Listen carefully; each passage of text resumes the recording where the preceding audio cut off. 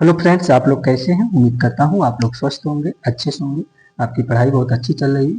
तो फ्रेंड्स, मैं पुजारी आर्य आप सभी का अपने यूट्यूब चैनल में स्वागत करता हूँ। मैं आप सभी के लिए सोशियोलॉजी क्लास यानी कि समाजशास्त्र विषय लेकर आता हूँ। आप सभी प्रतियोगी छात्र छात्राएं जो UGC, NET, JRF, assistant professor, PGT, GIC, GDC, KBS, MBS, UPSC, UPPSC, UPPGT, MP set, Delhi triple SB, Rajasthan, Bihar, Jharkhand, Chhattisgarh, Uttarakhand, Haryana, Punjab, किसी भी स्टेट से हो, यदि आप सोशियोलॉजी सब्जेक्ट से, समाजशास्त्र विषय से तैयारी कर रहे हैं तो ये क्लास आप सभी के लिए काफी महत्वपूर्ण है।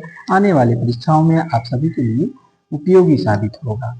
तो आप सभी का देखिए परीक्षाएं लगी ही है। जो आपकी यूपी असिस्टेंट प्रोफेसर का एग्जाम अप्रैल को में है, ये है 16 अप्रैल को। आप लोग ध्यान दीजिएगा, अपना अपना डेट देख लीजिएगा अपने सब्जेक्ट के अनुसार।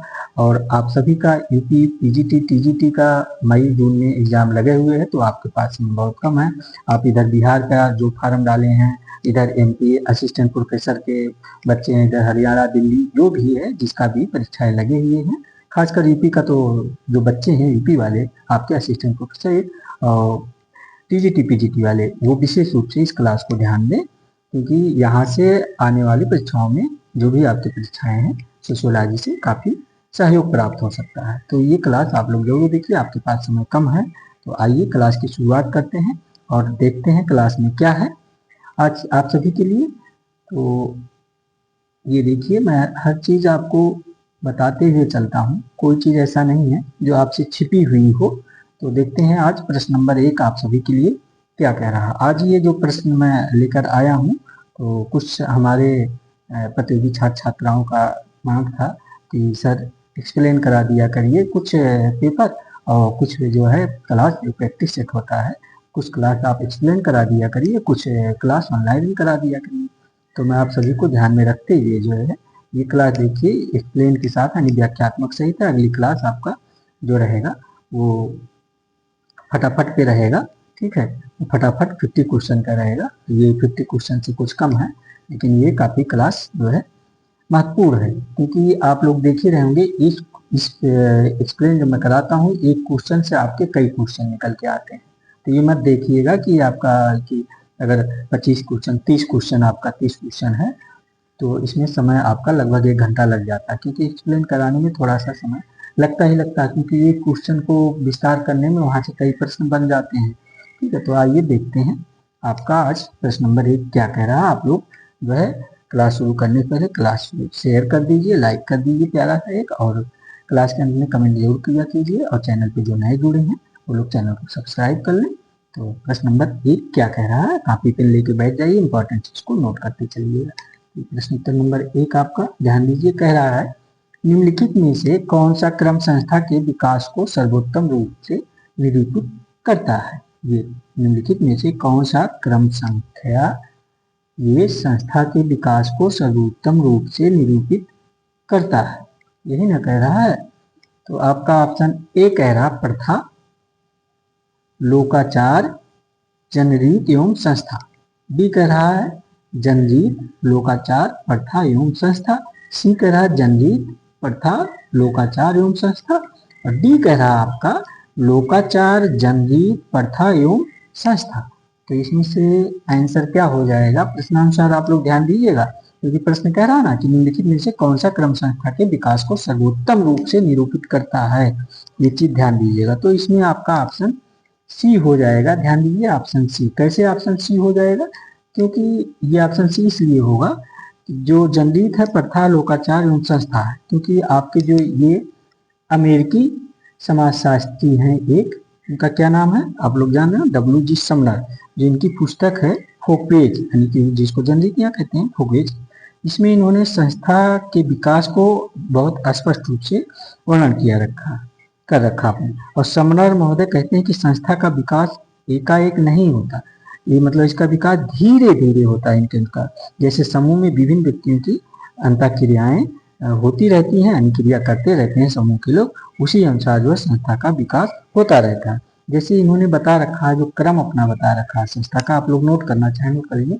पहले कहते हैं कोई चीज संस्था बनाने के लिए विचार आता है, फिर जो है उसमें कोई क्रिया किया जाता है, नहीं काम जो है कार्य किया जाता है, फिर वो आदत में आ जाता है, ठीक है। तीसरा नंबर फिर वो आदत में आ जाता है आपका। फिर चौथे पे कहते हैं फिर जंदीत वो बन जाती है, ठीक है, जंदीत बन जाती है। जंदीत आप जान ही रहे हैं, बताएंगे और नहीं। उसके बाद वो फिर धीरे धीरे प्रथा का रूप धारण कर लेता है, पांचवा नंबर। और फिर 6 है वो लोकाचार हो जाता है। 6 नंबर वो कहते हैं फिर लोकाचार बन जाता है, लोकाचार या रूढ़ी जिसको वो बोलते हैं। और उसके लास्ट में आपका 7वें पे जाके वो संस्था के रूप में जन्म ले लेता है। ये आपके समरथ महोदय के अनुसार था। उम्मीद करता हूँ प्रश्न नंबर 1 समझ गए होंगे आप लोग। आइए अगला प्रश्न देखते हैं क्या कह रहा है आपका प्रश्न नंबर। ये प्रश्न ध्यान दीजिए आप लोग, प्रत्येक प्रश्न इंपॉर्टेंट है परीक्षा के दृष्टि से। तो प्रश्न नंबर 2 ये क्या कह रहा है, ध्यान दीजिए। कह रहा है निम्नलिखित में से कौन सा प्रत्यय उसके प्रेरणता से सुमेलित नहीं है। निम्नलिखित में से कौन सा प्रत्यय उसके प्रेरणता से सुमेलित नहीं है। ये नहीं सब ध्यान दिया करिए आप लोग।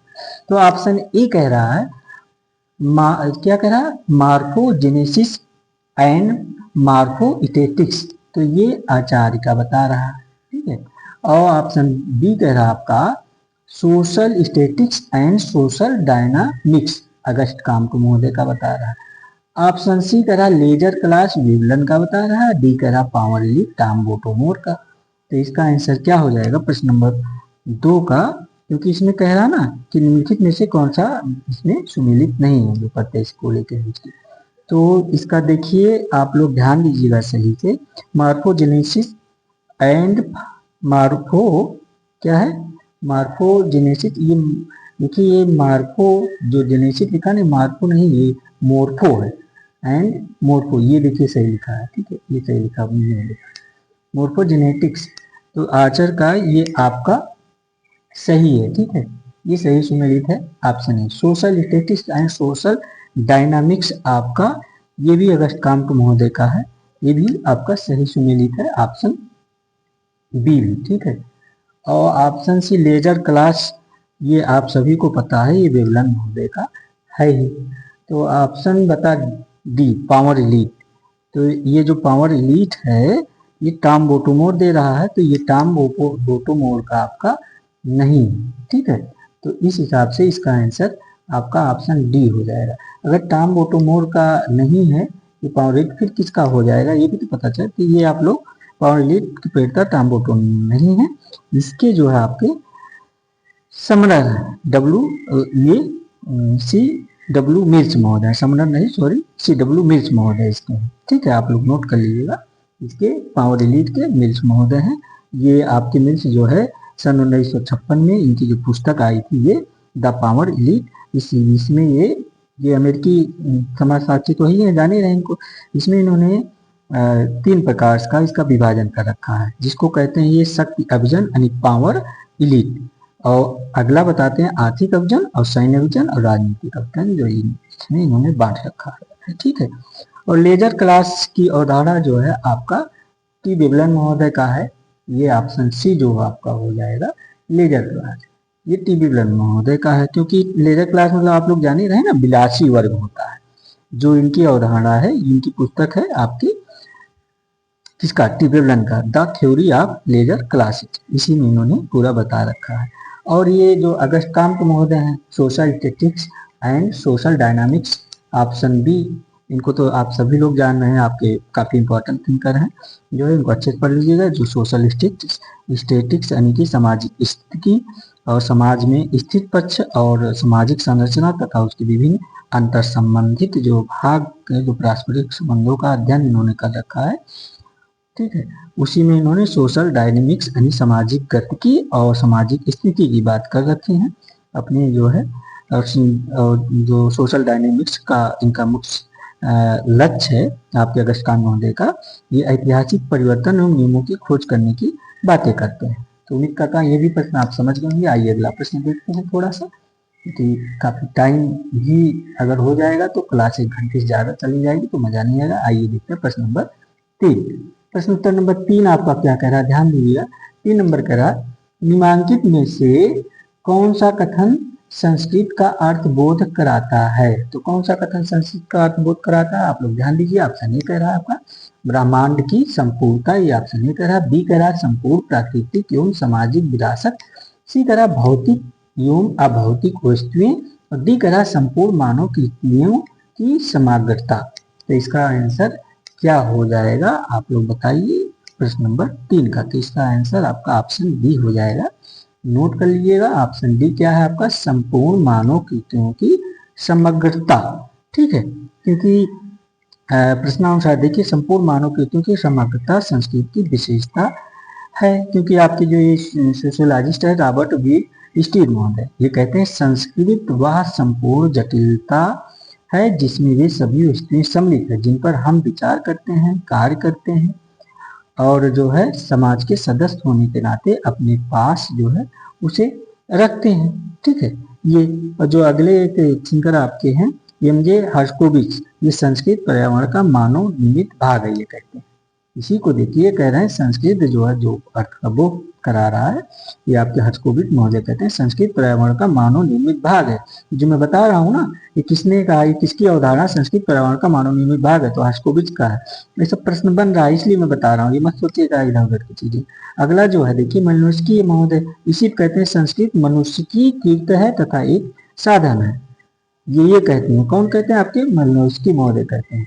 तो इस प्रकार इसका आंसर आप लोग नोट करते हुए चलिएगा, ऑप्शन डी हो जाएगा। आप लोगों को मैंने बता दिया। अगला प्रश्न देखते हैं क्या है। जितने मैंने देखी प्रश्न से जो आपके कई प्रश्न जो है प्रश्न बना देता ताकि आप लोगों का आने वाली परीक्षाओं में यहाँ से प्रश्न आ जाए तो छूटे ना। आइए देखते हैं प्रश्न नंबर 4 आपका क्या कह रहा है। प्रश्न उत्तर नंबर 4 ये कह रहा है टैबू क्या है। प्रश्न नंबर 4 कह रहा है ना आपका टैबू क्या है। तो आपका ऑप्शन ए कह रहा है पॉलिनीशियन विश्वास है टैबू। ऑप्शन बी कह रहा है एक निषेध है।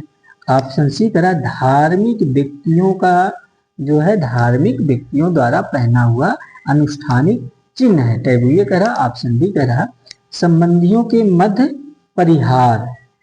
हाँ, परिहार होता है, एक परिहास होता है। आप लोग दोनों बारे में जान रहे होंगे, मैं पिछली क्लास में परिहार अच्छे बता रखा हूँ, तो यहाँ से बहुत विस्तार नहीं करूँ क्योंकि समय अधिक लग जाएगा। तो टैबू पहले आप जान लीजिए क्या है टैबू।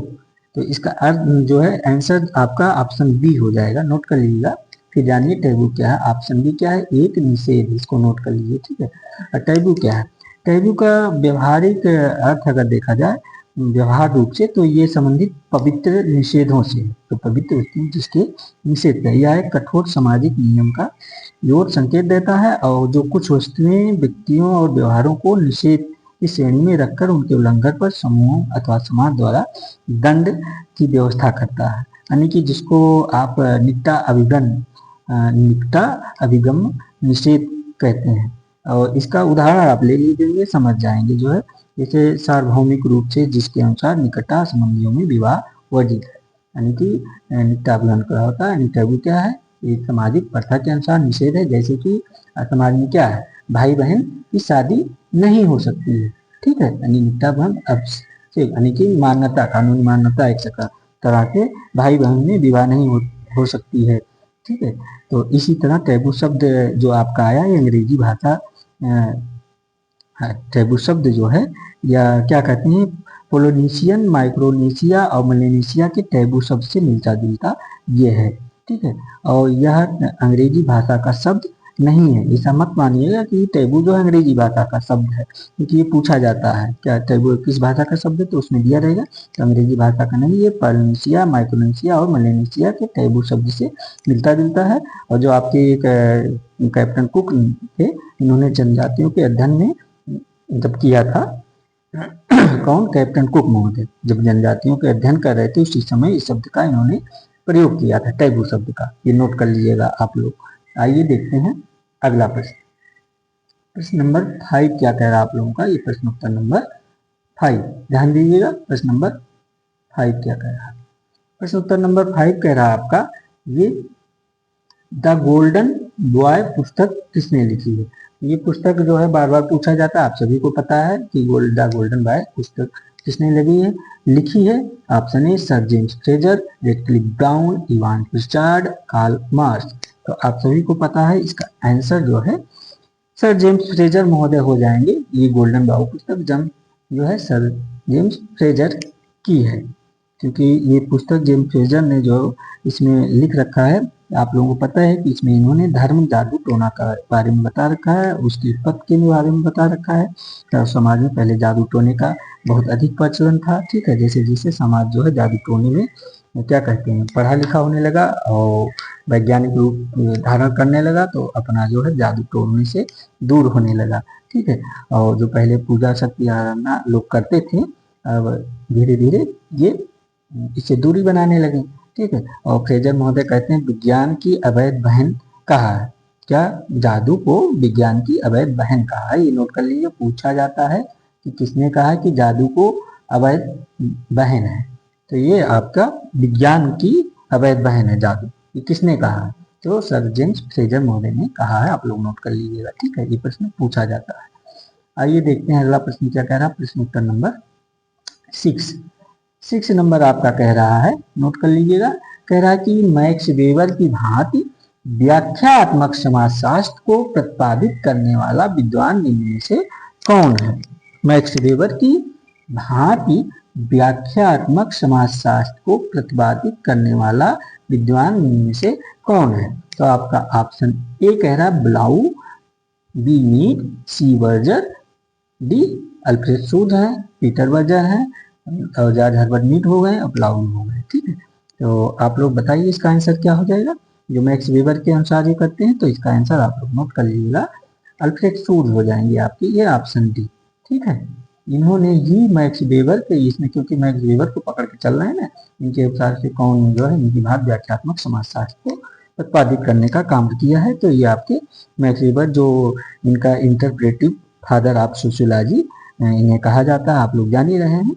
और जो इनकी पुस्तक है मैक्स वेबर महोदय की the methodology of social science, जिसमें इन्होंने वेस्टर्न पद्धत यानी कि समझ की अवधारणा द्वारा समाजशास्त्र को व्याख्यात्मक रूप दिया है। कौन? ये मैक्स वेबर।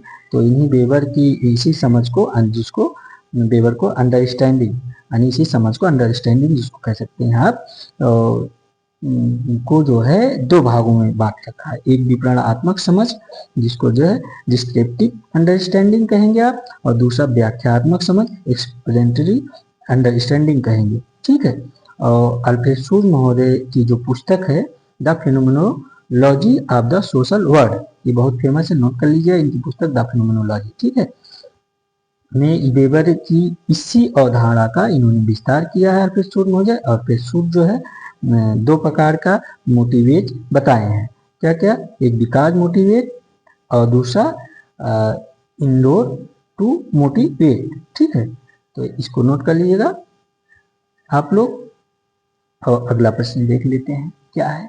आइए, ये प्रश्न समझ ही रहे होंगे आप लोग, जहां तक मैं उम्मीद करता हूँ। अब प्रश्न नंबर आपका 7 क्या कह रहा है, ध्यान दीजिए। प्रश्न उत्तर नंबर 7 दिख रहा होगा, जहां तक मैं उम्मीद करता हूँ आप सभी को। प्रश्न नंबर 7 कथन और कारण का है। देखिए 7 नंबर प्रश्न आपका कथन और कारण का है। तो कथन ए क्या कह रहा है, ध्यान दीजिए, कथन ए हो गया।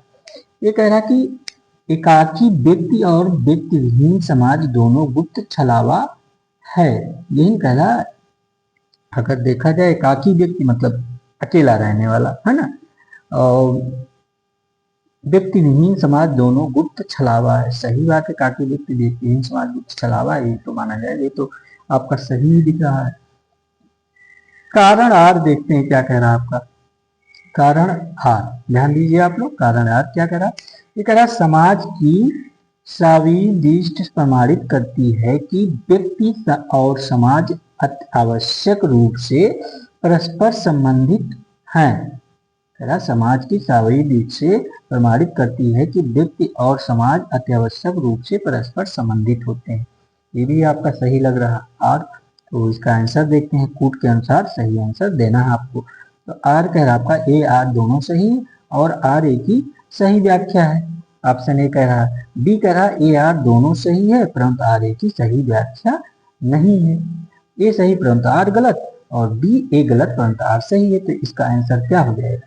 इसका आंसर देखिए ना, समाज की साविदृष्टि से प्रमाणित करती है कि व्यक्ति और समाज अत्यावश्यक रूप से परस्पर संबंधित है, क्योंकि एकाकी व्यक्ति और व्यक्ति विहीन समाज दोनों गुप्त छलावा है। तो मुझे तो लगता है आपका आंसर ऑप्शन, आप लोग बताइए कमेंट करके, ऑप्शन ए सही हो जाएगा। तो इसका आंसर ऑप्शन ए ही सही है, आप लोग नोट कर लीजिएगा। देखिए ऑप्शन यही सही है। क्योंकि ये जो कथन कारण है ना, उसके अनुसार यही है, क्योंकि समाज शब्द से आपका जो तात्पर्य ही यही होता है कि एक साथ अनेक लोग रहें। तो इसी को तो ना आपके मैकाबर और पेज महोदय का है ना कि समाज सामाजिक संबंधों का जाल है, और संबंधों की यह व्यवस्था उन्होंने संबंधों की जाल को लेके ही, जो आपस में नातेदारी रिश्तेदारी ताना बाना बुनी गया, उसी को लेके कह रहे हैं कि अकेला व्यक्ति जो अगर है रह रहा तो उससे समाज थोड़ी बन सकता है। बिना व्यक्तियों के एक समूह होता है, और जब समूह होता है तो सारे लोग मिलकर एक समाज बनाते हैं। इसलिए संबंधों की व्यवस्था बनाने के लिए व्यक्तियों का एक समूह आवश्यक है। अर्थात आप कह सकते हैं कि व्यक्ति व्यक्तिहीन समाज दोनों छलावा है। तो इस प्रकार ए आर दोनों सही है, और ए आर दोनों सही है, और ए की सही व्याख्या कर रहा है। आइए देखते हैं अगला प्रश्न क्या कह रहा है आपका। प्रश्न नंबर 8 नंबर प्रश्न आपका कह रहा है, ध्यान दीजिए, नोट करिए। कह रहा है कि निम्नलिखित में से कौन सा पंथ का उदाहरण नहीं है। ये नहीं, ध्यान दीजिएगा। आपका ऑप्शन ए कह रहा है कालीनवाद, ऑप्शन बी कह रहा है कैथोलिकवाद, सी कह रहा है कबीर पंथ, डी कह रहा है बौद्ध धर्म। तो इसका तो आंसर आप सभी को पता हो गया होगा प्रश्न देखते ही, जहां तक मैं जानता हूं। ये आपका जो है देखिए ऑप्शन डी सही हो जाएगा। बौद्ध धर्म जो है ना, पंथ नहीं है, साइंटिफिक वैज्ञानिक रूप से इस धर्म को माना जाता है। वैज्ञानिक धर्म, वैज्ञानिक रूप से जो है वैज्ञानिकवाद में विश्वास करता है। बाकी आपका कालीनवाद, ईसाई, कैथोलिकवाद, ईसाई, कबीर पंथ मतलब कबीर दास जी को आप तो जान ही रहे हैं। ये निर्गुण धारा के जो है कवि हैं। ये साकार के धारक कब नहीं है। ये जैसे मंदिर मस्जिद जो वर्तमान में नहीं है, जैसे कि मंदिर है मस्जिद है, इसको ये नहीं मानते, निर्गुण धारा के मानते हैं। कहते हैं ईश्वर एक है, ईश्वर सभी के अंदर है। ठीक है, ये मूर्ति पूजा का खंडन करते हैं, जो ब्राह्य आडम्बरों का विरोध करते हैं। कबीरदास को आप लोग पढ़े होंगे, आप खासकर हिंदी सभी लोग पढ़ते हैं, हिंदी में तो यही है आपके। तो इसका आंसर आप सभी को पता हो गया होगा, ज्यादा इसमें कुछ है नहीं बताने के। ठीक है, तो आइए देखते हैं अगला प्रश्न आपका क्या कह रहा है। प्रश्न उत्तर नंबर 9 नंबर प्रश्न आपका क्या कह रहा है, ध्यान दीजिए आप लोग। 9 नंबर कह रहा है कि सांस्कृतिक पुनरुत्पादन की अवधारणा का किसने सूत्रपात किया है। तो आपका ऑप्शन ए कह रहा आस्कर लेविस, बी कह रहा पीरे बर्दाऊ, सी आपका ब्रनलिस्ला केस्पर मेलनोस्की हो गए आपके, ऑप्शन डी रॉबर्ट रेडफील्ड। तो सांस्कृतिक पुनरुत्पादन की अवधारणा का किसने सूत्रपात किया है, इसका आंसर आप लोग बताइए। तो इसका आंसर नोट कर लीजिए आप लोग, ऑप्शन बी पीरे बर्दो महोदय हो जाएंगे।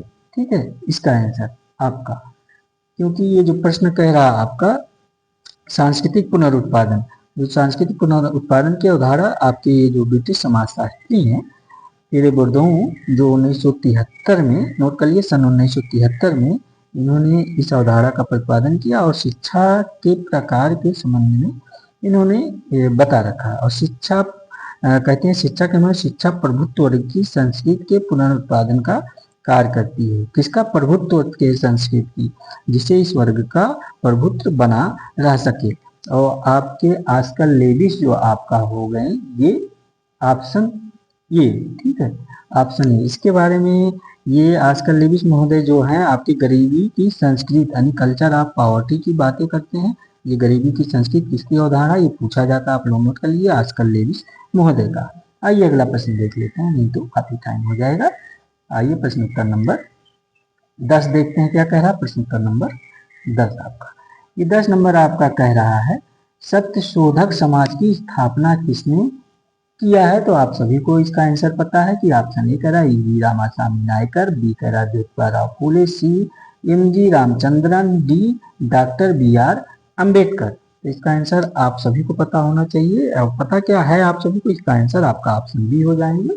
क्या नाम है ये? ऑप्शन बी, ज्योतिबा फूले ने सत्य शोधक समाज की स्थापना कर रखा है, आप लोग नोट कर लीजिएगा।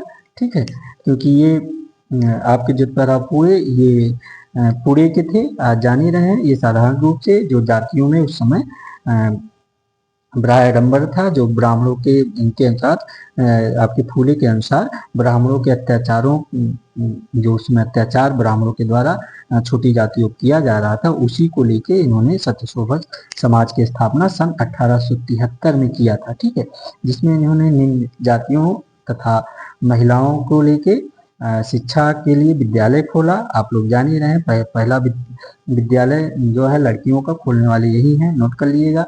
और कोल्हापुर के साहू जी महाराज जो थे आपके, जो राजा थे वहाँ के, ज्योतिबा फूले का इन्होंने समर्थन किया है, साहू जी महाराज ने। उन्हीं के समर्थन से ये आंदोलन में सफलता पाए। और ये एक सामाजिक व्यक्ति हैं, आप लोग जान ही रहे हैं, समाज के बुराइयों के खिलाफ इन्होंने पुरजोर रूप से लड़ा है। ठीक है, खासकर जो गरीब और तबके के लोग थे उस समय और जातीय दम से पीड़ित थे। और आपके ईवी रामासामी नायकर, इनको भी आप लोग जानते होंगे। ऑप्शन ए जो है आपकी ईवी रामासामी नायकर, ये जो है भी एक सामाजिक कार्यकर्ता रहे हैं। ये सन 1916 में साउथ इंडिया यानी दक्षिण भारत में लिबरल फेडरेशन यानी कि जिसको जस्टिस पार्टी कहते हैं, इसका इन्होंने स्थापना कर रखा था। ये जस्टिस पार्टी की स्थापना किसने किया, ये पूछता है, आप लोग नोट कर लिया। कब किया है, सन 1916 में।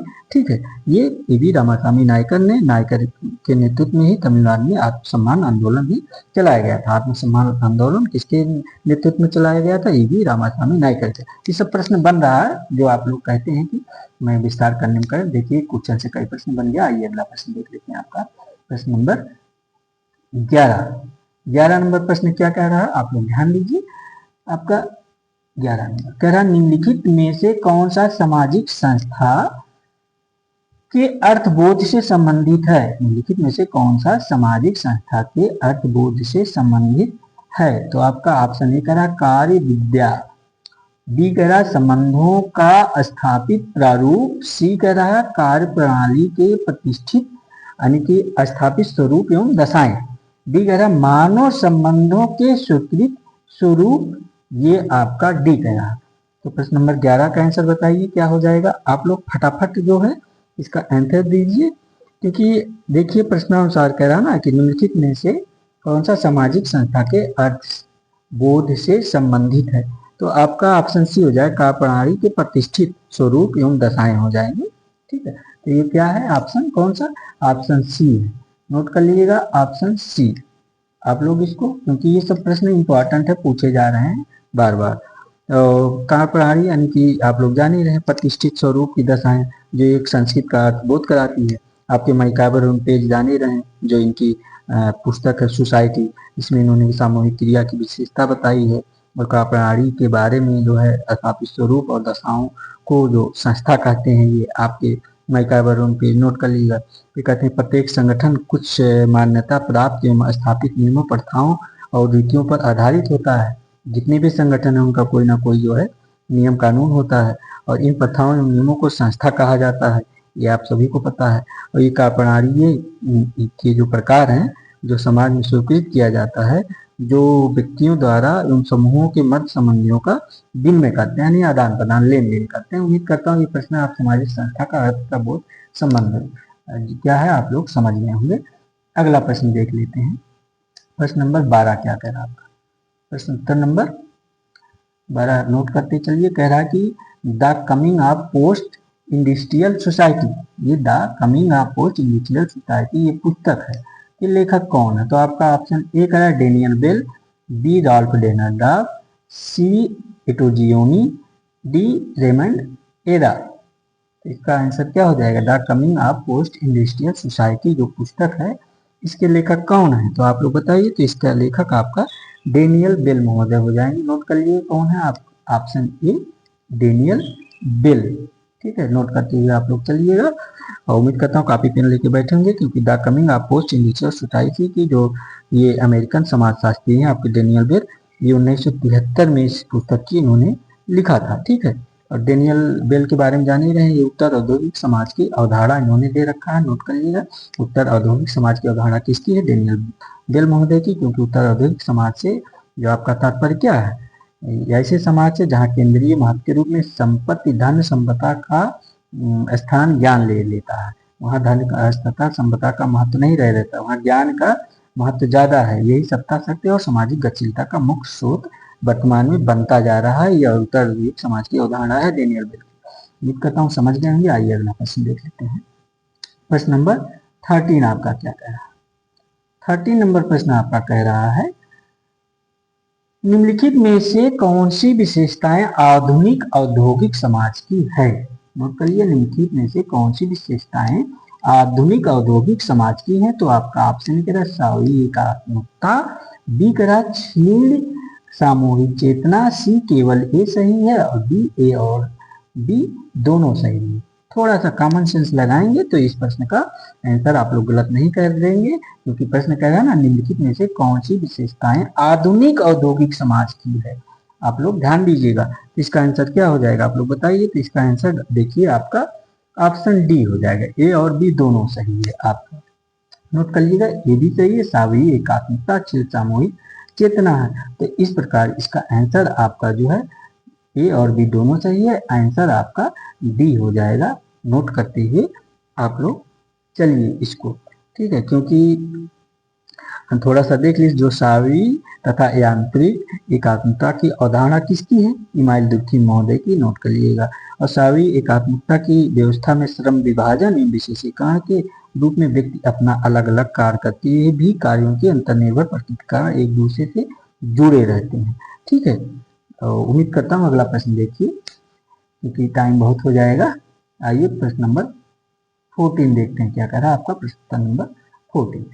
प्रश्न नंबर 14 कह रहा है सुविकसित एवं प्रथमता, सुविकसित एवं प्रथमता वंशा अनुगत शारीरिक विशेषताओं के आधार पर मानव जात का आधारभूत विभाजन कहलाता है। क्या कहलाता है आपका, सुविकसित एवं प्रथमता वंशानुगत शारीरिक विशेषताओं की बात कर रहा है, इसी के आधार पर मानव जात का आधारभूत विभाजन कहलाता है। क्या कहलाता है आपका ऑप्शन ए वंश, बी नस्ल, सी प्रजात, डी जनजात। इसका आंसर आप सभी लोग सही करेंगे, मैं जहां तक जानता हूं किसी का नहीं गलत होगा, क्योंकि आपका प्रजात यानी कि जिसको रेस बोलते हैं, ये आंसर हो जाएगा ऑप्शन सी। नोट करते हुए चलिएगा आप लोग, क्योंकि प्रजात और रेस के बारे में आप लोग जान ही रहे हैं, है ना, तो थोड़ा सा जान लीजिए ना जानते हो, क्योंकि सुविकसित एवं प्रथम वंशागत शारीरिक विशेषताओं के आधार पर जो मानव जात का आधारभूत विभाजन होता है उसको प्रजात कहलाता है।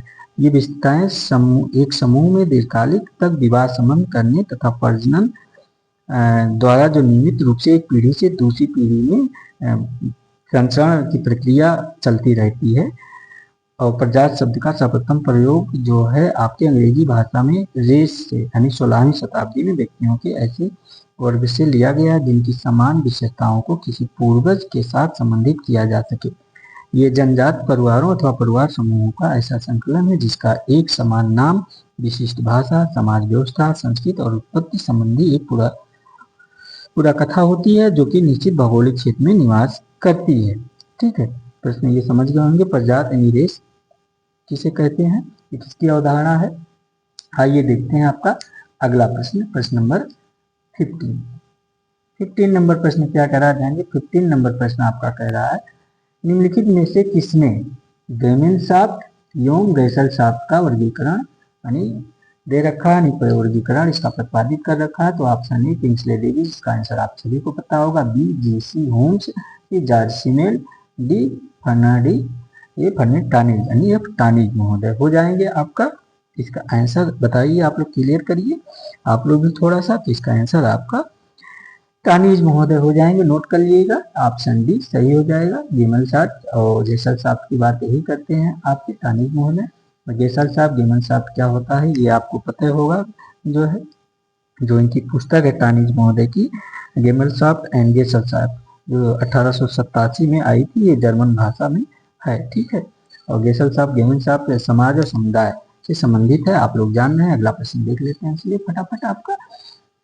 आइए देखते हैं प्रश्न ये क्या कह रहा है, प्रश्न नंबर ये आपका 16 हो गया। ठीक है, 16 नंबर प्रश्न कह रहा है सामाजिक वर्ग, परिस्थिति समूह, आयु एवं लिंग समूह उदाहरण है, किसका उदाहरण है। तो आपका ऑप्शन है अर्ध समूह के, बी है प्राथमिक समूह के, और सी आपका हो गया द्वितीयक समूह के, डी हो गया इनमें से कोई नहीं। प्रश्न नंबर 16 का आंसर, तो इसका आंसर क्या हो जाएगा आप लोग बताइए। इसका आंसर जो सामाजिक वर्ग, परिस्थिति समूह, आयु लिंग समूह के उदाहरण है, तो आपका ऑप्शन ये इसका आंसर हो जाएगा, अर्ध समूह के एग्जाम्पल है। ठीक है, ये नोट कर लीजिए, क्योंकि टाम बोटोमोर महोदय जो है आपके अर्ध समूह यानी कि जिसको आभाषिक समूह यानी कि क्वैसी ग्रुप के रूप में भी जाना जाता है, जिसके अंतर्गत सामाजिक वर्ग, प्रति समूह, आयु एवं लिंग समूह तथा भीड़ को सम्मिलित किया जाता है। ठीक है, ये टाम्बोटामस के अनुसार है। ये अर्थ समूह की अवधारणा आपके WG समनर महोदय द्वारा दिया गया है। इसके द्वारा ये नोट कर लीजिएगा, अर्थ समूह की अवधारणा किसकी है? WG समनर की है। प्राथमिक समूह की अवधारणा जो होती है परिवार, खेल यानी पावर ग्रुप तथा पड़ोस है।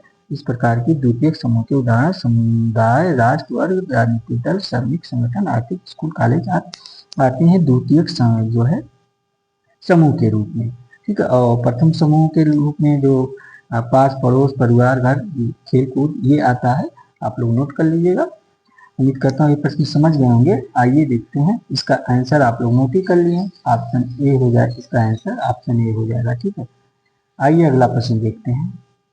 प्रश्न नंबर 17 प्रश्न क्या कह रहा है? आप लोग ध्यान दीजिए। प्रश्न नंबर 17, अगर आप लोगों को क्लास समझ में आए तो दोबारा देख लिया कीजिए और कमेंट करके अपनी प्रतिक्रिया जरूर दिया कीजिए कि क्लास कैसी लगी और क्लास में क्या सुधार किया जा सकता है। क्लास किस पे चाहिए, किस टॉपिक पे चाहिए, या इसी प्रकार थिंकर का चाहिए। और आप लोगों की परीक्षाएं लगी है 2 अप्रैल में यूपी असिस्टेंट प्रोफेसर की, और आपका TGT PGT मई जून में लगा। उस हिसाब से क्लास को लेकर मैं आ रहा हूँ, क्योंकि MP का असिस्टेंट प्रोफेसर का लगा है तो आप लोग ध्यान दीजिए। दिल्ली का तो, बिहार का तो फार्म आया, वहाँ का भी एग्जाम लगे हुए, तो उस बीच से क्लास को मैं लेकर आया हूँ। ठीक है, प्रश्न नंबर 17 क्या कह रहा है? आप लोग ध्यान दीजिए। प्रश्न का नंबर 17 कह रहा है कि निम्नलिखित में से कौन सी लघु समुदाय की विशेषता नहीं है? निम्नलिखित में से कौन सी लघु समुदाय की विशेषता नहीं है? तो आपका ऑप्शन है लघु आकार, बी समरूपता, सी आत्मनिर्भरता, डी द्वितीय व्यवसाय। तो इसका आंसर क्या हो जाएगा? तो इसका आंसर आपका ऑप्शन डी हो जाएगा, द्वितीय व्यवसाय। प्रश्न अनुसार अगर आप ध्यान देंगे ना तो इसका आंसर आप लोग खुद ही समझ गए होंगे। प्रश्न जो आपका कह रहा है ना कि निम्नलिखित में से कौन सी एक लघु समुदाय की विशेषता नहीं है। ठीक है, ये नहीं सब ध्यान दीजिएगा। तो आपका लघु आकार, समरूपता, आत्मनिर्भरता ये है। आपका द्वितीय व्यवसाय जो है लघु समुदाय की विशेषता नहीं है। आप लोग नोट कर लीजिएगा 17 प्रश्न का, क्योंकि आपकी जो रॉबर्ट रेडफील्ड महोदय हैं, जो ये कृषक समुदायों के बीच रह के अध्ययन किए हैं, उसी में इन्होंने लघु समुदाय की विशेषताओं के बारे में बता रखा है। कौन? Robert Redfield. लघुता, समरूपता, आत्मनिर्भरता, प्राथमिक व्यवसाय जैसे कृषि विशेषता, इनकी जो है अवधारणा है आपकी। ठीक है, ये रेडफील्ड महोदय की नोट कर लीजिएगा आप लोग। अगला प्रश्न देखते हैं क्या है। प्रश्न नंबर 18 आपका 18 प्रश्न कह रहा है, नोट कर लीजिएगा, कह रहा है कि समूहों के वर्गीकरण में सर्वाधिक व्यापक 15 आधारों का किसने प्रतिपादन किया है? तो आपका ऑप्शन ए CH कूले यानी चार्ल्स हटन कूले, ऑप्शन बी टानेज, आप पंडित टानेज हो गए, GC होम्स हो गए, ऑप्शन सी जी है, आपका ऑप्शन डी है G गुरविच हो गया। तो इसका 18 प्रश्न का आप लोग आंसर दीजिएगा। इसका आंसर आपका देखिए, समूह के वर्गीकरण में सर्वाधिक व्यापक 15 आधारों का जो प्रतिपादन कर रखा है, तो आपके G गुरविच महोदय ने कर रखा है। नोट कर लीजिएगा, ऑप्शन डी इसका सही आंसर हो जाएगा। ठीक है, आइए अगला प्रश्न देखते हैं, थोड़ा सा फास्ट चला जाए। प्रश्न नंबर 19 क्या कह रहा है? ध्यान दीजिए, प्रश्न उत्तर नंबर 19 नंबर कह रहा है, संदर्भ समूह अवधारणा को सर्वप्रथम किसने प्रतिपादित किया है? कौन सी अवधारणा? ये संदर्भ समूह अवधारणा को सर्वप्रथम किसने प्रतिपादित किया है? तो ऑप्शन ए कह रहा है आपका रॉल्फ लिंटन, बी कह रहा है रॉबर्ट किंगमर्टन, और सी कह रहा है टाम्बोटोमो, डी हाइमन। संदर्भ समूह की अवधारणा को सर्वप्रथम किसने प्रतिपादित किया? प्रश्न नंबर 19 का आंसर आप लोग दीजिए, किसने किया? तो इसका आपका ऑप्शन डी हो जाएगा, हाइमन महोदय ने कर रखा है। ठीक है, आंसर ऑप्शन डी हो जाएगा। नोट कर लीजिएगा, हाइमन महोदय।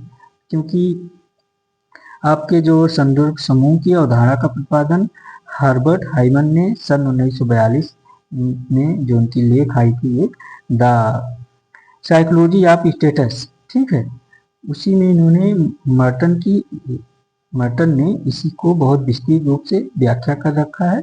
और यह सिर्फ स्टाफलर महोदय की जो पुस्तक है, नोट कर लीजिएगा, द अमेरिकन सोल्जर में इन्होंने सापेक्ष वंचना शब्द का भी प्रयोग कर रखा है। ठीक है, उम्मीद करता हूँ ये प्रश्न देखिए, सबसे अधिक संदर्भ समूह की अवधारणा किसका? हर्बर्ट हाइमन महोदय की। नोट कर लीजिएगा, इनकी जो सन 1942 में द साइकोलॉजी ऑफ स्टेटस जो लेख आया था उसी में कर रखा था। तो उम्मीद करता हूँ 19 नंबर प्रश्न समझ गए होंगे आप लोग। आइए देखते हैं आपका अगला प्रश्न क्या कह रहा है। प्रश्न नंबर 20 नंबर प्रश्न आपका कह रहा है, किसने कहा है कि सामाजिक संरचना यथार्थ से संबंधित नहीं होती है? क्या सामाजिक संरचना यथार्थ से संबंधित नहीं होती है? ये किसने कहा है? तो आपका ऑप्शन ए कह रहा है मेरियन जे, ये मेरियन जे जेवी, और बी कह रहा है रेमंड फर्थ, सी कह रहा है क्लाउड लेवी स्टार्स, और डी कह रहा है युआंस रिचार्ड। सामाजिक संरचना यथार्थ से संबंधित नहीं होती है, ये किसकी अवधारणा? तो नोट कर लीजिएगा, ये ऑप्शन सी इसका आंसर हो जाएगा, क्लाउड लेवी स्टार। ठीक है, ये इन्हीं की अवधारणा है, नोट करते हुए चलिएगा, क्योंकि ये लेवी स्टार इनका मत है, क्लाउड लेवी स्टार का सामाजिक संरचना का अनुभविक वास्तविकता से कोई लेना देना नहीं है, क्योंकि स्टार्स के अनुसार संरचना का स्वरूप अमूर्त एवं विश्लेषणात्मक होता है। ये पूछा जाता है कि जो है संरचना का स्वरूप अमूर्त एवं विश्लेषणात्मक होता है, ये किसकी अवधारणा है? तो ये आप लोग क्लाउड लेवी स्टार का ये भी नोट कर लीजिएगा। ठीक है, अगला प्रश्न देखते हैं क्या कह रहा है। ये आपका प्रश्न नंबर 21 क्या कह रहा है? आप लोग ध्यान दीजिए, कह रहा है हर्बर्ट स्पेंसर द्वारा प्रतिपादित समाज का मॉडल आवश्यक रूप से क्या है? ऑप्शन ए एक आत्मकता, क्या है? एक मत आत्मक था। हर्बर्ट स्पेंसर द्वारा प्रतिपादित समाज का मॉडल आवश्यक रूप से कैसा था? एक मत आत्मक था, ऑप्शन ए कह रहा, बी कह रहा प्रकारवादी था, सी कह रहा संघर्षवादी था, डी कह रहा सावयी था, हर्बर्ट स्पेंसर के अनुसार। तो इसका आंसर क्या हो जाएगा? तो इसका आंसर नोट कर लीजिए आप लोग, ऑप्शन डी हो जाएगा, सावयी था। ठीक है, ये स्पेंसर महोदय का अनुसार है, हर्बर्ट स्पेंसर द्वारा जो प्रतिपादित समाज का मॉडल आवश्यक रूप से दिया गया है वो सावयी था। सावयी एकता के बारे में आप लोग जान ही रहे हैं अच्छे से। तो आइए देखते हैं अगला प्रश्न, ध्यान देते हैं।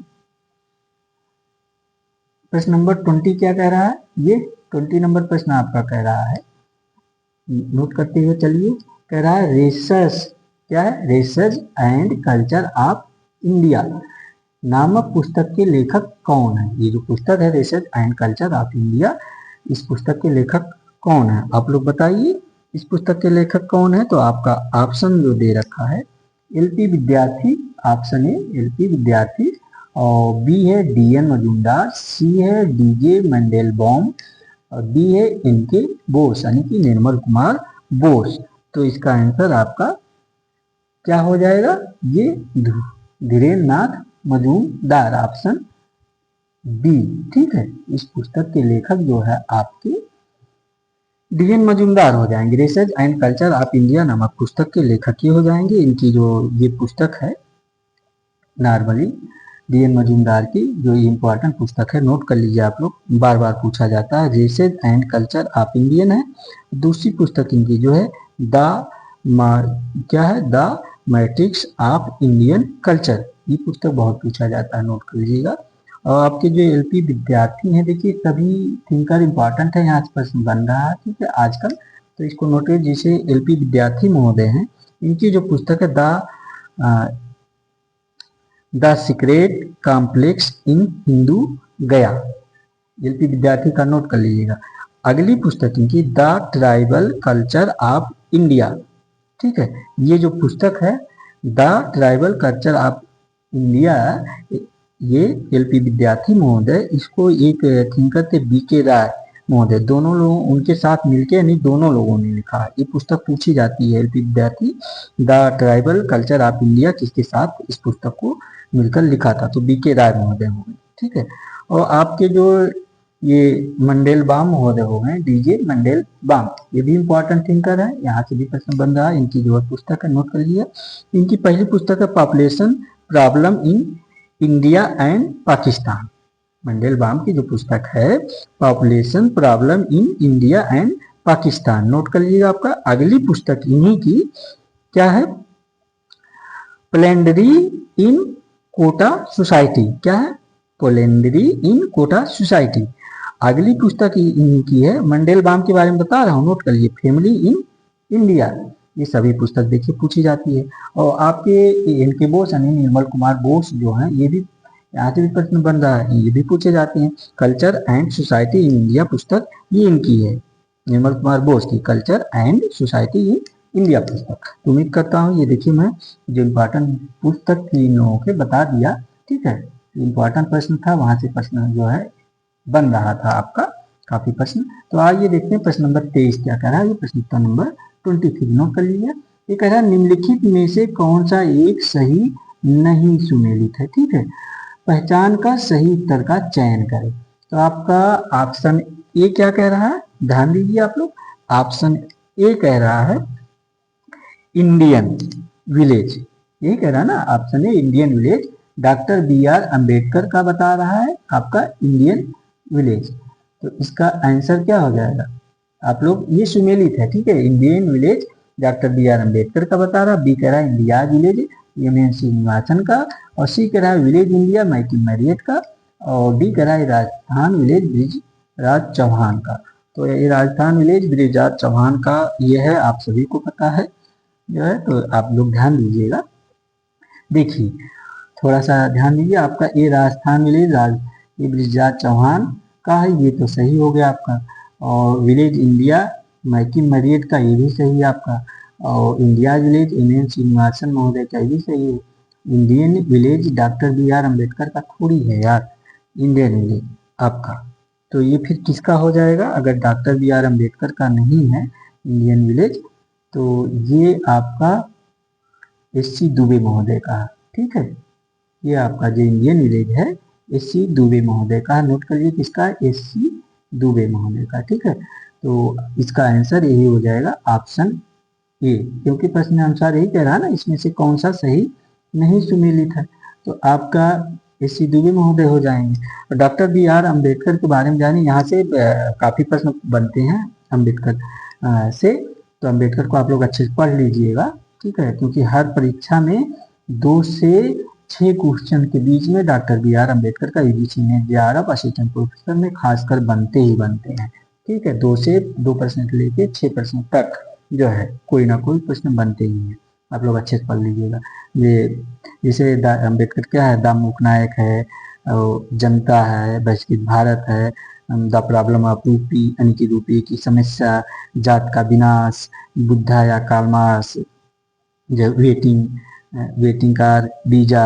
ठीक है, ये सब सारी पुस्तक जो है और जो ये लेख है डॉक्टर बी आर अम्बेडकर का है। और एस सी दुबे महोदय का जो है, जो इसके आंसर हो जाएंगे इंडिया विलेज, ये भी काफी इंपॉर्टेंट थिंकर है, यहाँ से भी प्रश्न आता है। इंडियन विलेज 1955 में एस सी दुबे ने लिख रखा है, आप लोग नोट कर लीजिएगा। और अगली पुस्तक इनकी है contemporary India and its modernisation, 1974 में आई थी इनकी, एस सी दुबे की पुस्तक बता रहा हूँ। अगली पुस्तक है ट्राइबल हेरिटेज ऑफ इंडिया, 1977 में आई थी। ये सारे पुस्तक है आपकी इंपॉर्टेंट है, नोट कर लीजिएगा। और आपका अगले थिंकर जो है नहीं है ये एम एन श्रीनिवास महोदय। ठीक है, कौन, ये एम एन श्रीनिवास महोदय, ये भी काफी इंपॉर्टेंट थिंकर है। इंग्लिश से भी काफी पुस्तकें जो है पूछा जाता है, इनका भी बुक नोट कर लीजिएगा। इनका है इंडिया विलेज। ठीक है, अगली पुस्तक इनकी है caste in modern India and other इससे, मैं ये एम एन श्रीनिवास की बता रहा हूँ। अगली पुस्तक है कास्ट ऑफ पावर एंड पोरिस्ट। ठीक है, इन्हीं की है, कास्ट ऑफ पोएटर एंड जो है पोरिस्ट इनकी पुस्तक है। ठीक है, अगली पुस्तक इनकी डोमिनेंट कास्ट एंड अदर इससे। अगली पुस्तक इनकी डोमिनेंट कास्ट ऑफ रामपुरा यानी कि रामपुरा गांव का, जो इन्होंने रामपुर गांव का इन्होंने अध्ययन कर रखा है। ठीक है, आपके एम एन श्रीनिवास महोदय। और ये जो आपके माइकल मैरियट महोदय हैं, ऑप्शन सी, देखिए ये भी काफी इंपॉर्टेंट है, यहाँ से प्रश्न बन रहे हैं, आप लोग नोट कर लीजिएगा ताकि आने वाली परीक्षाओं में आप लोग गलती ना करें। माइकल मैरियट की विलेज इंडिया 1955 में आई थी पुस्तक। ठीक है, और आपकी ये जो अगले थिंकर हो गए, ये राजस्थान विलेज यानी कि ब्रिजराज चौहान, इनकी ये राजस्थान विलेज पुस्तक है। इन्होंने राजस्थान गांव का जब अध्ययन किया था तो उसके बाद यहाँ तभी उस समय पुस्तक लिखा था। अगली पुस्तक इनकी टाउन इन ट्राइबल सेटिंग, इसको नोट कर लीजिए, ये भी पूछा जाता है टाउन इन ट्राइबल सेटिंग। तो उम्मीद करता हूँ ये प्रश्न आप समझ गए होंगे। आइए अगला प्रश्न देखते हैं थोड़ा सा, क्योंकि ये प्रश्न काफी इंपॉर्टेंट था, इसलिए आप मत सोचिएगा काफी समय मैंने ले लिया, क्योंकि वहां से प्रश्न बन रहे थे, सारे 3 का इंपॉर्टेंट थे। प्रश्न नंबर 24 क्या कह रहा है आपका, ये प्रश्न नंबर 24 में कह रहा है लघु समुदाय की अवधारणा का उपयोग एवं परीक्षण भारतीय ग्रामीण समाज के अध्ययन में किसने किया है। ये ठीक है, लघु समुदाय की अवधारणा का उपयोग एवं परीक्षण भारतीय ग्रामीण समाज के अध्ययन में किसने किया है। तो आपका option A S C. Dube, option B M N. Srinivasan, option C B R Chauhan. देखिए सारे थिंकर वही हैं, ऑप्शन डी वीएन सिंह, केवल ही नए थिंकर जुड़े हैं क्योंकि ये सब इंपॉर्टेंट थिंकर है, आप सभी के सिलेबस में है। आप लोग जो है, मैं कहता नहीं कि आपके सिलेबस के अकॉर्डिंग लेकर आता हूँ, सब आपके सिलेबस के थिंकर आएंगे, ठीक है। तो इसका आंसर आप लोग बताइए क्या हो जाएगा। तो इसका आंसर आपके बी आर चौहान महोदय हो जाएंगे, नोट कर लीजिएगा। आपका ये ब्रिजराज चौहान, ऑप्शन सी इसका आंसर हो जाएगा, ठीक है, प्रश्नानुसार। क्योंकि ये जो लघु समुदाय की अवधारणा का उपयोग एवं परीक्षण भारतीय ग्रामीण समाज के अध्ययन में आपके चौहान महोदय ने कर रखा है। इनकी पुस्तक राजस्थान विलेज आपने देखी रही पिछले क्वेश्चन में। ब्रिजराज चौहान एक कृषक समुदाय जो है, ये एक जो कृषक समाज को इन्होंने लघु समुदाय के रूप में, उदाहरण के रूप में माना है। और कृषक समुदाय का अध्ययन किसने किया आप लोग बताइए, रेडफील्ड महोदय, रॉबर्ट रेडफील्ड महोदय, नोट करके रखिएगा आप लोग। जो है अभी पिछले प्रश्न में मैंने बताया है। और कृषक समाज की 3 प्रमुख विशेषताएं इन्होंने बता रखा है। कौन, ब्रिजराज चौहान महोदय ने। उन्होंने कहा कृषक अत्यधिक परिश्रमी होता है, ये पूछा जाता है, ठीक है, कि कृषक समुदाय के जो 3 विशेषताएं किसने बता रखा है। तो आपको ब्रिजराज चौहान ऑप्शन में आएगा, तो मार दीजिए। पहला क्या बता रखा, अत्यधिक कृषक अत्यधिक परिश्रमी होता है। दूसरा मितव्ययी होता है, और तीसरा जो है शांतिपूर्ण व्यवहार करता है, शांतिपूर्ण जीवन जीता है। मितव्ययी मतलब जानते हैं, कंजूस, लेकिन कंजूस नहीं कह सकते आप देखा जाए, क्योंकि भाई कृषक किसान जो वर्ग होता है ना, उसका पास बहुत रुपये पैसे तो रहता नहीं, सादा जीवन जीने वाला होता है। तो इसलिए मितव्ययी अगर ना रहे तो फिर उसका जीवन की नैया पार नहीं हो पाएगी, गाड़ी सही से नहीं चल पाएगी, धैर्य नहीं रहेगी। जो आप लोग भी किसान परिवार से समाज के होंगे, क्योंकि भारत एक गांव का देश है, अच्छे से जान रहे होंगे। अगला प्रश्न देखते हैं, आइए प्रश्न नंबर 25 क्या कह रहा है, प्रश्न उत्तर नंबर ध्यान दीजिए। 25 आपका कह रहा है निम्नलिखित में से कौन सा एक सही सुमेलित है। क्या कह रहा है, निम्नलिखित में से कौन सा एक सही सुमेलित है। तो ऑप्शन ए कह रहा है सामाजिक स्व, ये CH कूले का बता रहा है, यानी कि चार्ल्स हट्टन कूले। जनद्वितीय जॉर्ज समरर का बता रहा है। समुदाय संस्था गांव, ये समुदाय देखिए 2 जुड़ा है, समुदाय हो गया संस्था हो गया, तो ये गांव और विवाह, सही लग रहा। ऑप्शन डी उपरोक्त सभी कह रहा। तो इसका आंसर क्या हो जाएगा आप लोग बताइए फटाफट, जो है इसका आंसर गलत मत कीजिएगा, ठीक है, थोड़ा सा कॉमन सेंस लगाएंगे, सबके सब सही हो जाएगा इसका आंसर। क्योंकि आप देखिए थोड़ा सा सामाजिक स्व जो है CH कूले के तो सही है, सामाजिक की बात करती है। जनरीतिया जॉर्ज समरर महोदय अमेरिकी समाजशास्त्री, ये भी सही है। यह जनरीतिया यानी फुकवेज। समुदाय और संस्था, समुदाय मतलब गांव हो गया आपका, ये सही है। और विवाह मतलब संस्था में जो विवाह एक संस्था, ये भी सही है आपका। तो इस प्रकार उपरोक्त सभी सही हो जाएगा, आपका ऑप्शन बी सही आंसर हो जाएगा। आप लोग नोट करते ही चलिएगा, इसमें कुछ और बताने के लिए मुझे नहीं लगता बचा है, क्योंकि सामाजिक स्व किसको कहते हैं, सोशल सेल्फ कहते हैं। इसकी अवधारणा जो है चार्ल्स हट्टन कूले की है। चार्ल्स हट्टन कूले महोदय की एक और बहुत पूछा जाता है, दर्पण का सिद्धांत, लुकिंग ग्लास सेल्फ, किसकी अवधारणा है, ये चार्ल्स हट्टन कूले की पूछा जाता है, नोट करके रखिएगा आप लोग, ठीक है। और समाजशास्त्री साहित्य के रूप में जनरीतिया फोकवेज शब्द का जो प्रवर्तक के रूप में जॉर्ज समरर है, मैंने बता ही दिया। जो इनकी पुस्तक आई थी 1906 में, क्या है, फोकवेज, आपके जॉर्ज समरर की पुस्तक 1906 में आई थी, फोकवेज, ठीक है। तो ये भी आप लोग। अब गांव और समुदाय के बारे में जो आपके कौन बात करते हैं, आपका गांव और समुदाय के बारे में कौन करते हैं आप लोग बताइए, गांव के बारे में ये आपके बुगार्स महोदय हैं, ठीक है। और ये सामाजिक समूह है, हम की भावना पाई जाती है, ये कहते हैं आपके बोगार्ट, हम की भावना किसमें पाई जाती है, तो गांव सामाजिक समूह में। ये किसकी अवधारणा है, बोगार्ट्स की, नोट कर लीजिए आप लोग। ये निश्चित क्षेत्र में रहते हैं जो है आपके किसान कृषक, सही बात है। और विवाह एक संस्था का उदाहरण है, मैकाबर रुपेन ने कहा ये सामूहिक क्रिया की जो विशेषता है वो कह पाए, ये जो स्थापित स्वरूप है। मैकाबर रुपेन के बारे में सामाजिक जाल आप जाने रहे, तो विवाह नातेदारी संस्था के बारे में उम्मीद करता हूँ ये प्रश्न आप लोग समझ गए होंगे। आइए अगला प्रश्न देख लेते हैं आप सभी के लिए। अगला प्रश्न क्या कह रहा है, ध्यान दीजिए। देखें तो समय तो काफी हो जा रहा है, तो इसलिए थोड़ा सा फास्ट चलते हैं आप लोगों के लिए। ये प्रश्न नंबर 26 क्या कह रहा है? कह रहा है संदर्भ समूह व्यवहार के प्रत्यक्ष में पूर्व अभ्यासी समाजीकरण की चर्चा कौन करता है? संदर्भ समूह व्यवहार के प्रत्यक्ष में पूर्व अभ्यासी समाजीकरण की चर्चा कौन करता है? तो आपका ऑप्शन ए करा एम श्रीनिवासन, बी करा R K Merton and Robert King Merton, C करा ए जे स्टाउपर, डी करा टी न्यूकॉम। इसका आंसर क्या हो जाएगा? 26 नंबर प्रश्न का आप लोग फटाफट बताइए। तो आर के मर्टन महोदय हो जाएंगे। नोट कर लीजिए कौन है, option B are K Merton महोदय हो जाएंगे। ठीक है, तो ये प्रश्न आप लोग उम्मीद करता हूँ गलत नहीं करेंगे, आर के मर्टन महोदय। तो क्योंकि संदर्भ समूह के परिप्रेक्ष्य में पूर्वाभासी समाजीकरण यानी कि जिसको एंटीसेप्टरी सोशियोलाइजेशन कहा जाता है, ठीक है, इसकी चर्चा आपके रॉबर्ट मर्टन ही करते हैं। तो आइए अगला प्रश्न देख लेते हैं।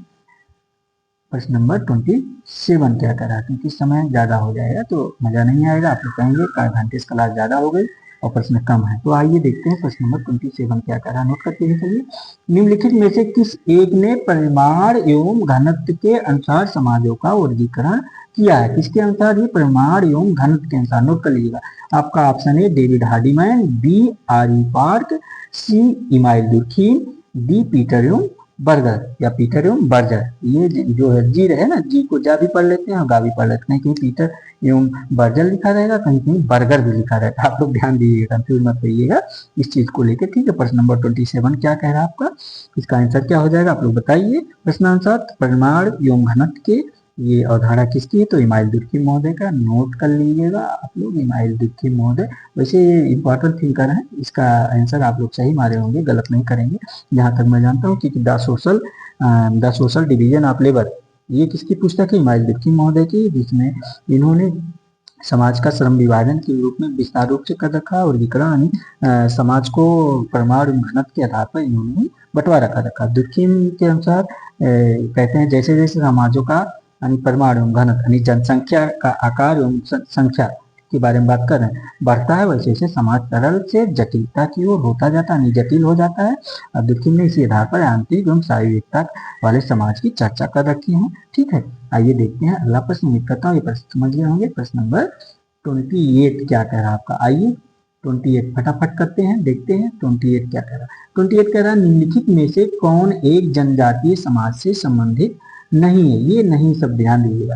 तो आपका ऑप्शन ए कह रहा अंतर्विवाह, और बी कह रहा एकल सामाजिक श्रेणी, सी कह रहा सामान्य भूभाग, और ऑप्शन डी कह रहा संरक्षित असमानता। कौन एक जनजातीय समाज से संबंधित नहीं है? 28 का आंसर आप लोग बताइए। तो ये आपका देखिए, ध्यान देते हैं, ये अंतर्विवाह जनजातीय समाज में पाई जाती है। आप लोग को देखे रहे हैं, सही है आपका। एकल सामाजिक श्रेणी है तो ये भी सही हो जाएगा। आपका सामान्य भूभाग तो आपका रहता ही है इनके पास। ठीक है, आपका ऑप्शन है संरक्षित असमानता, यही आंसर हो जाएगा आपका ऑप्शन डी। ठीक है, नोट कर लीजिए, ऑप्शन डी इसका आंसर हो जाएगा प्रश्न नंबर 28 का। तो आइए अगला प्रश्न देख लेते हैं फटाफट।